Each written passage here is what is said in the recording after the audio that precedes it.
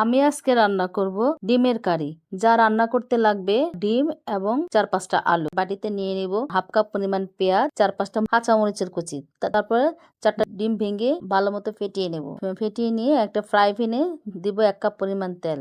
সেই তেলের ভিতরে 4টা ডিম দিয়ে পাটি সাপটার মতো ডিমগুলো ভেজে নেব। ভেজে নিয়ে একটা ছুরি দিয়ে কেটে নেব। কেটে নিয়ে একটা বাটিতে একটা প্লেটে উঠিয়ে নেব। উঠিয়ে নিয়ে এরকম পিস পিস করে ডিমগুলো কেটে নেব। তারপর সেই 4-5টা আলু গোল গোল করে কেটে হাফ কাপ হলুদের গুঁড়া, হাফ কাপ মরিচের গুঁড়ো দিয়ে ভালো মতো মেখে সেই ডিম ভাজা তেলে আলুগুলো লাল লাল করে ভেজে নেব। আলুগুলো ভেজে একটা প্লেটে উঠিয়ে নেব। তারপরে আবার ফ্রাই প্যানে একটু সামান্য পরিমাণ তেল দিয়ে দিব হাফ কাপ পেঁয়াজ।